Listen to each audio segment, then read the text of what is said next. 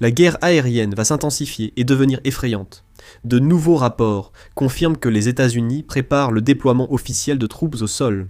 Dans un déploiement massif, le Pentagone dépêche actuellement des milliers de Marines prêts au combat, et une flotte d'assaut amphibie directement sur la côte iranienne. Leur cible n'est pas seulement une base militaire. Il s'agit du joyau absolu du régime, une île hautement protégée qui contrôle la survie financière de toute la République islamique. Pour préparer cet assaut, les États-Unis viennent de faire quelque chose qu'ils n'avaient jamais fait auparavant. Vous voyez, en 1979, le président Carter a envisagé d'attaquer l'île de Kharg, mais il ne l'a pas fait. Et puis, en 1988, le président Reagan a également envisagé d'attaquer l'île, mais il a finalement décidé de ne pas le faire. Mais hier, cela a changé. Et maintenant, les Marines se dirigent vers la région. Le Wall Street Journal a rapporté hier que le secrétaire à la défense, Pete Hegseth, a approuvé une demande de déploiement d'un groupe amphibie prêt au combat et d'une unité expéditionnaire de Marines au Moyen-Orient. Un groupe amphibie prêt au combat est essentiellement une unité de réponse rapide conçue pour des assauts depuis la mer, des opérations spéciales et, bien sûr, des missions humanitaires. Il comprend environ 5000 personnes, dont la moitié sont des Marines et l'autre moitié des marins. Maintenant, ce n'est clairement pas suffisant pour une invasion terrestre complète de l'Iran, mais cela pourrait suffire pour l'île de Kharg. Voici pourquoi c'est important. C'est littéralement le joyau de la couronne de l'Iran. Pourquoi l'île de Kharg est-elle si stratégique pour les États-Unis et pourquoi veulent-ils la contrôler? Voici la raison. 90% du pétrole brut exporté par l'Iran passe par cette île. 90%. Et la raison à cela, c'est qu'il s'agit en fait d'un terminal. Et le terminal permet à de très grands pétroliers, pouvant transporter jusqu'à 85 millions de gallons de pétrole, d'accéder facilement au terminal, puis de redescendre le golfe Persique et de sortir par le détroit d'Ormuz vers la Chine. La Chine est le principal acheteur de pétrole iranien. Pourquoi cela reste-t-il important? C'est aussi la bouée de sauvetage économique du corps des gardiens de la révolution islamique, CGRI. Et si vous prenez cette île et que vous la contrôlez, alors vous coupez effectivement leur bouée de sauvetage, leur capacité à mener la guerre. 90% des exportations de pétrole iranien passent par cette île. Mais c'est ici qu'il est important de clarifier. Le pétrole n'est pas extrait sur cette île, mais en réalité, la grande majorité du pétrole provient du continent iranien par des oléoducs. Ensuite, il est envoyé dans des dépôts de pétrole sur l'île, où il est chargé sur des pétroliers pour être expédié dans le monde entier. Comme vous le savez, les revenus pétroliers constituent une source de revenus énorme pour le CGRI. La République islamique a essentiellement donné au CGRI le contrôle total des ressources pétrolières du pays.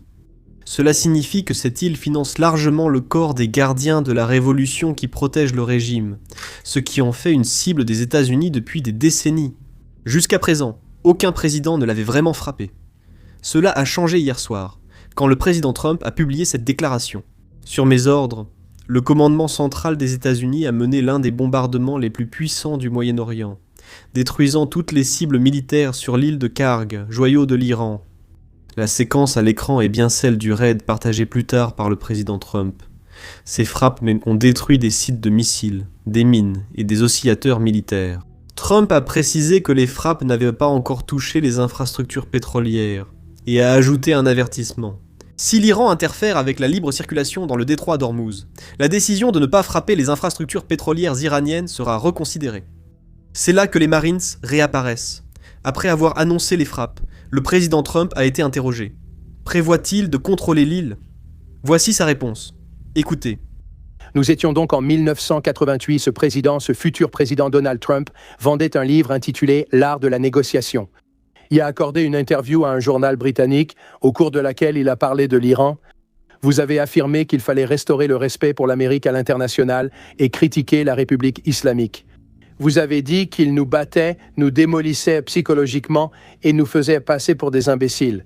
Au moindre tir sur un de nos hommes ou navires, je frappe l'île de Kharg et je la prends.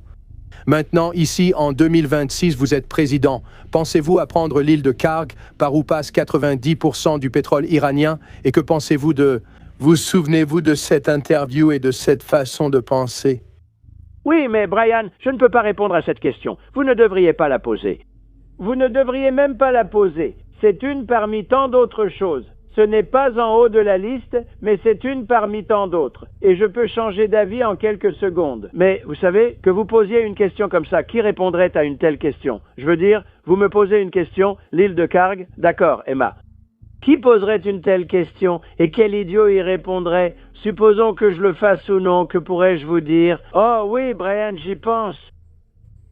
Laissez-moi vous dire à quelle heure et quand ça aura lieu. Ce n'est pas, vous savez, c'est un peu une question idiote. Un peu surprenant venant de vous parce que vous êtes un homme intelligent. Je le suis, mais vous étiez vraiment incroyable d'y penser en 1988. Ce n'était pas vraiment un démenti.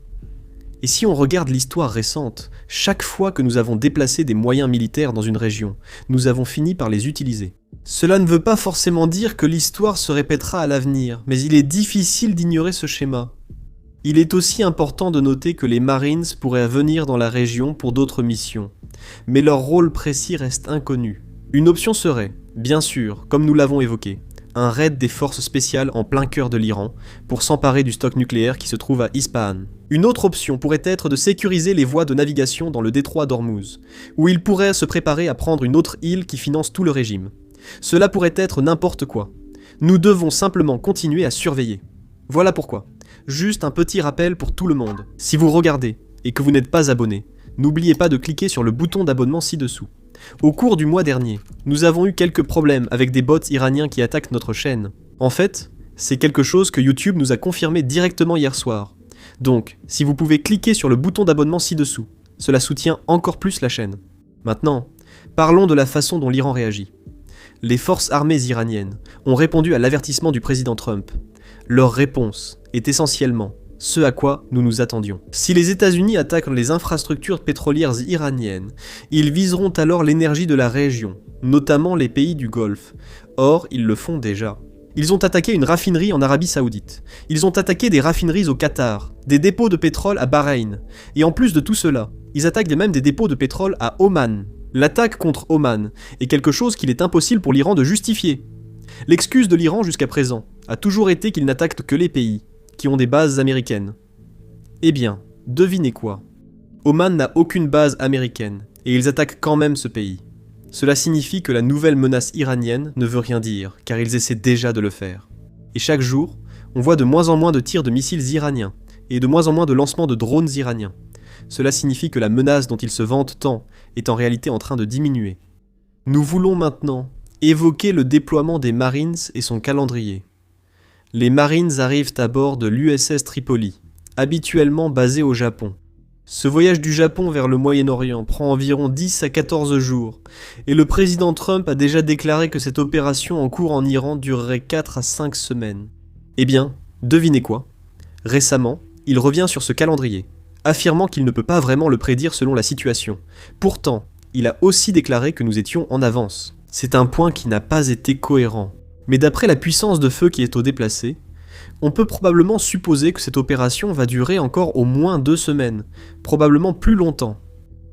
Maintenant, le même matin, donc hier matin, nous avons également eu le secrétaire Hegseth et le général Dan Kane qui ont tenu une conférence de presse. Nous avons appris beaucoup lors de cette conférence de presse. Premièrement, quelle est l'évaluation du renseignement américain sur la localisation du nouveau guide suprême, Mojtaba Khamenei? Écoutez. La direction de l'Iran n'est pas en meilleure forme. Désespérés et cachés, ils se sont réfugiés sous terre, terrés de peur. C'est ce que font les rats. Nous savons que le nouveau soi-disant chef suprême, pas si suprême, est blessé et probablement défiguré. Il a publié une déclaration hier, une déclaration faible en fait, mais il n'y avait ni voix ni vidéo. C'était une déclaration écrite. Il a appelé à l'unité. Apparemment, tuer des dizaines de milliers de manifestants, c'est sa vision de l'unité. L'Iran possède de nombreuses caméras et enregistreurs vocaux. Pourquoi une déclaration écrite? Je pense que vous savez pourquoi. Son père mort. Il a peur, il est blessé, il est en fuite et il manque de légitimité. C'est le chaos pour eux. Qui est aux commandes? L'Iran ne le sait peut-être même pas. À chaque heure qui passe, nous savons, et nous savons qu'ils savent, que les capacités militaires de leur régime maléfique s'effondrent. Ils peuvent à peine communiquer, encore moins se coordonner. Ils sont désorientés et nous le savons. Notre réponse? Nous continuerons à faire pression. Nous continuerons à pousser, à avancer. Pas de quartier, pas de pitié pour nos ennemis. Le général Kane partage aussi des premières militaires. Pour la première fois, les États-Unis ont utilisé un missile Attack-MS pour couler un sous-marin iranien. C'est quelque chose qui n'a jamais été fait auparavant. Et bien plus encore. Écoutez ceci. Pour projeter leur puissance au-delà de leurs frontières et protéger nos forces déployées. En seulement 13 jours depuis le début de cette opération, nos forces d'artillerie ont marqué l'histoire. Ils ont lancé les premiers missiles de frappe de précision utilisés en combat, touchant profondément le territoire ennemi. Avec les ATACMS de l'armée, ils ont coulé plusieurs navires, dont un sous-marin. Et ils ont accompli tout cela avec la précision et la détermination qui résultent d'un entraînement acharné et de la confiance qu'ils ont les uns envers les autres et envers leur système d'armes. Et enfin, nous avons eu le secrétaire Hegseth, qui a parlé du stock nucléaire iranien. C'est un sujet dont nous parlons sur la chaîne depuis très longtemps.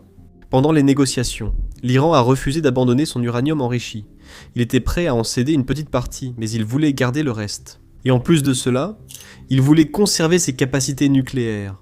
Cela l'a été rapporté par plusieurs sources fiables ici aux États-Unis. Et en plus de cela, nous avons eu Steve Witkoff qui a confirmé cela après que les négociations étaient en quelque sorte terminées. C'est d'ailleurs l'une des raisons pour lesquelles on ne peut pas faire confiance à l'Iran concernant les capacités d'enrichissement nucléaire. Parce qu'auparavant, l'Iran a promis à plusieurs reprises qu'il n'avait aucun intérêt à développer des armes nucléaires.